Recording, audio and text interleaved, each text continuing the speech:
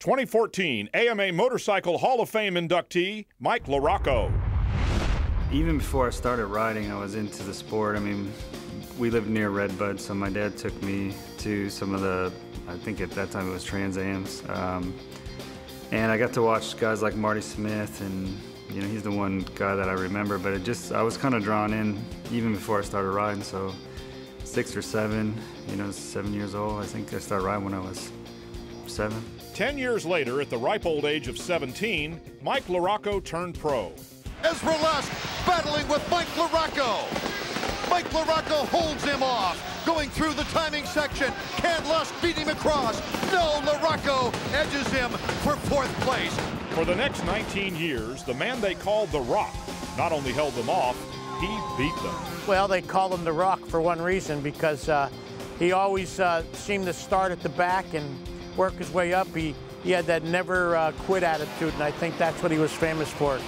And also his longevity in the sport was incredible. Mike LaRocco was the toughest of the tough. In fact, he still holds a record for Supercross starts. More starts than anyone else in Supercross, 228, 74 consecutive starts. That's amazing, especially when you count the injury factor that comes into play. He averaged a 5.7 finish in those races. The interesting thing about Mike LaRocco's career, being 19 years as a professional, is that there was a time kind of in the middle where he suffered quite a bit of injuries, and he probably questioned himself how long he would continue to race. And then somewhere along the line, he figured out the formula of how to stay healthy, with the exception of Travis Pastrana landing on it. Other than that, he really found a way, and I think it was by his training and his fitness, which he was always known for, but he found a way to keep himself healthy and have the longevity that very, very few motocross and supercross racers have. Unlike many other riders, injuries didn't stop Mike LaRocco. He won the 1993 500 National Motocross Championship, the 1994 250 motocross title, and the 2000 FIM Supercross World Championship. Racing against Mike LaRocco most of the time was not very much fun. You know, if you were one of those guys running up front and it was tough and it was hot and it was nasty out and Mike was behind you, you knew he was coming.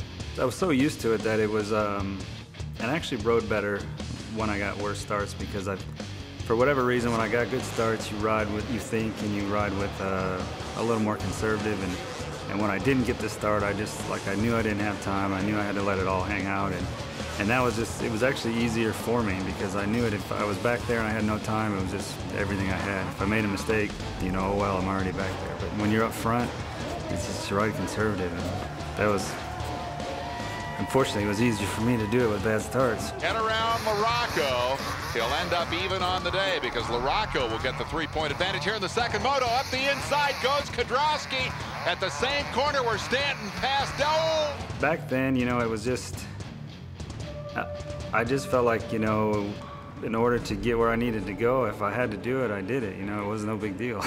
Mike LaRocco was a very intimidating rider, and he had no problem letting you know that, whether it was practice or whether it was during a race. I mean, there were times where he clearly was faster than me, and he had a clear path made, but he definitely would intimidate you by taking you high and letting you know, don't even try to pass me back, because I'll do this again. Mike's focus was like few others. I've seen a lot of race faces over the years. I've seen few like Mike's. Mike's got that 1,000-mile stare, looking down the road, and he's looking for one thing and one thing only, and that's the win. And I never saw Mike race that he didn't have that. It's amazing when you look at how many careers have spanned 2, 3, 4 years before there just wasn't anything left of the rider. Mike's grit and toughness is what pushed him all those years and allowed him to keep at the top level for so very long. It was that determination, that strength. I mean, it's Iron Man. What other way can you describe him? Mike LaRocco retired from racing in 2006. After spending a few years away from the sport, he has returned as team manager for the Geico Honda racing team. I really feel like I can draw upon my career for this, and I felt like I took 2.5 years off when I retired, and I was kind of over traveling, and then when I got re-engaged with this sport, I kind of felt like, man, I can go to these races. It's not as stressful. I kind of feel like, you know, I have already been through all this stuff. I can help these guys, and it's you know, the travel's still tough, but I mean, I do like I said, it's what I know, and I feel like at least I can get back, and you know, I've been enjoying it so far. For his tireless dedication and achievement in motocross and supercross competition, and his commitment to future generations of competitors, the AMA Motorcycle Hall of Fame proudly welcomes Mike LaRocco.